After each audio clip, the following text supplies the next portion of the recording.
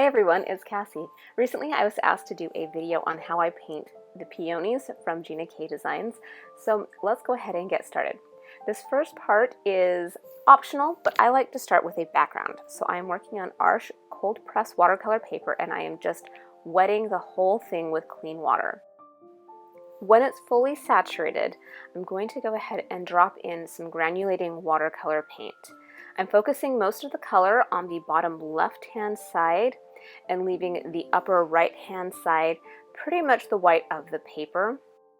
The particular paints that I'm using today for this background part are actually custom paints that I've mixed myself, so I can't really give you the names of them, but just choose a granulating paint in a neutral kind of color, leaning maybe towards a blue, a green, or a brown.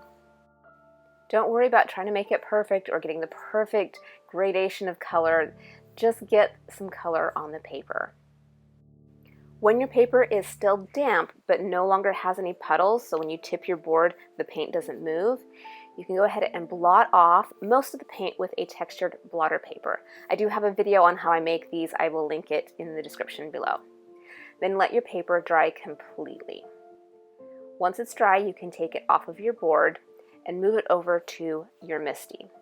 So this is the Peaceful Peonies by Gina Designs. It's a rather large stamp, so I'm just going to figure out where I want it on my paper, then pick it up with the lid of the Misty. And I'm going to be using some Fade Out ink by Ink on 3. Now you can use any light colored waterproof ink. This is just the one that I prefer.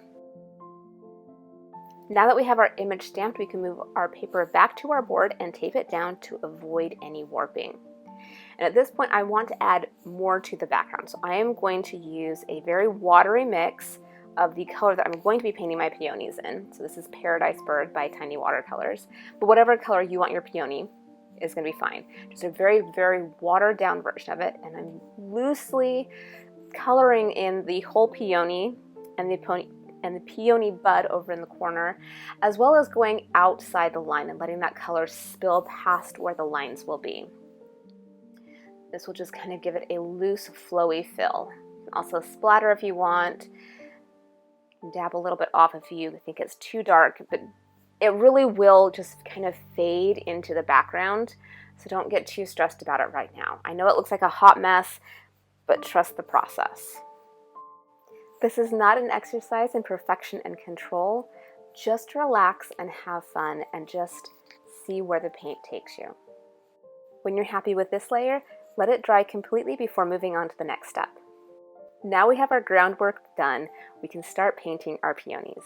I'm using that same Paradise Bird color that I just put on the background.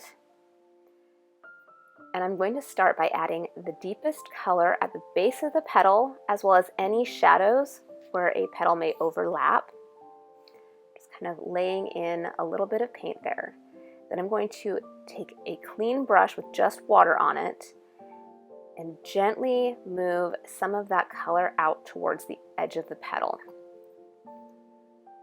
This isn't about perfection. This isn't about perfect blends. I'm skipping spaces.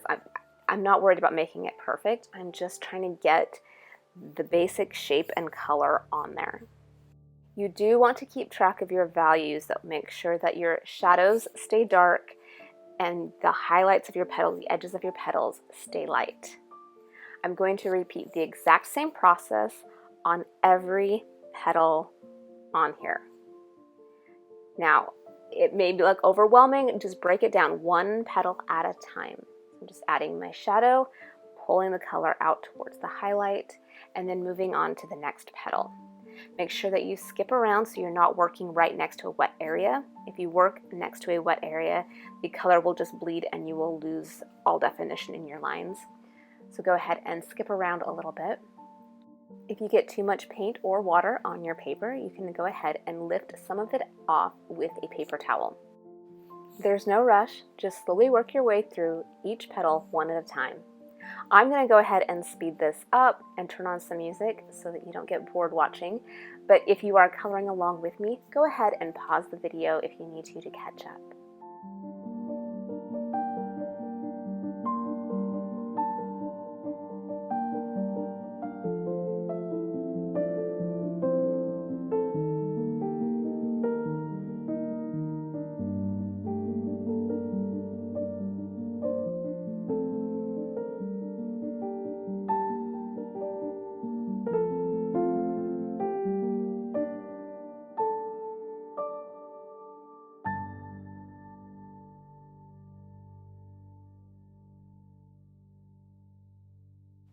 We're going to keep repeating the exact same process on this big peony, one petal at a time, putting in our shadows, and then pulling those shadows out into our highlights with clean water.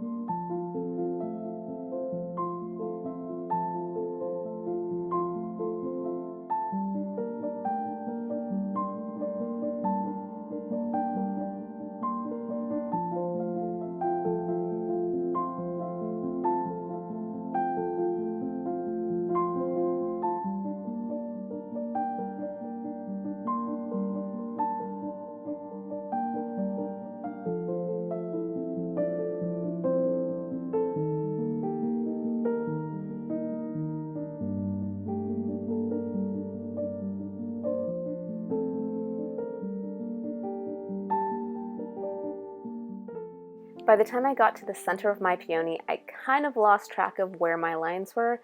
Don't stress too much. The middle of a peony is just a whole bunch of little petals all folded together. So just throw in some lights and some darks and it will work out. Don't get too stressed out about perfection here. This really doesn't have to be perfect to be beautiful.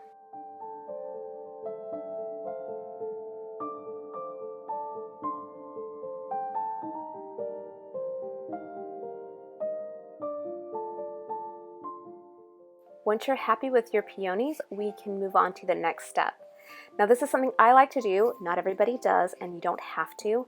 I like to add a little bit of titanium white gouache on top of some of my petals. This isn't about creating highlights. I've already put my highlights in with my watercolor layers. This is about using the opacity of the gouache to create a velvety look on the petals. So I'm just randomly adding in some splashes of white here and there. I'm letting my brush marks show. I'm not trying to blend everything perfectly. I'm just letting it look very painterly. If any areas of the white look too stark, you can soften it out with clean water on your brush, but it will dry back somewhat.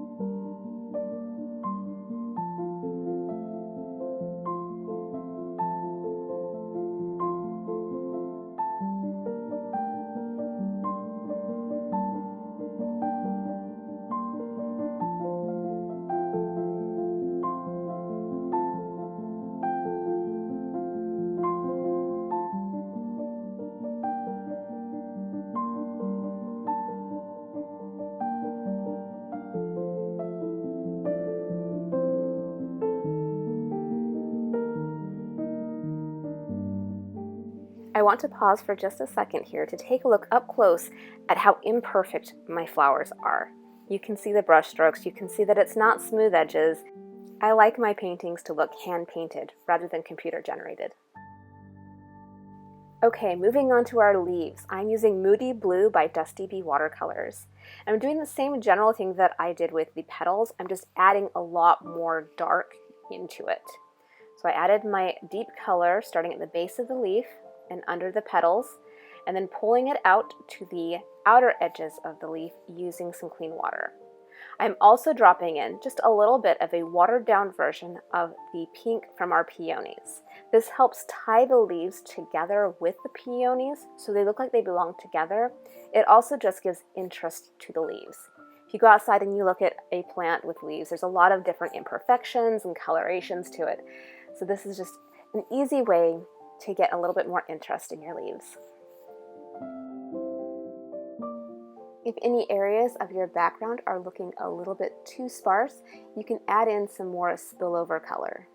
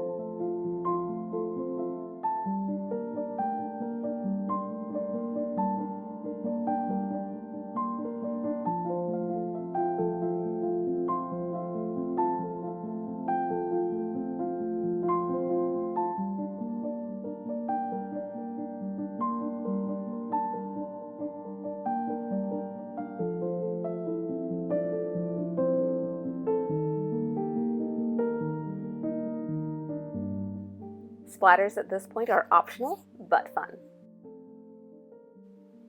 And here are our finished peonies. I hope you enjoyed the video. I hope it helped you. If you did like the video, please give it a like. Leave me a comment if you have any questions. I would love to hear from you. Thank you so much for watching. I hope you have a wonderful and creative day. See you soon.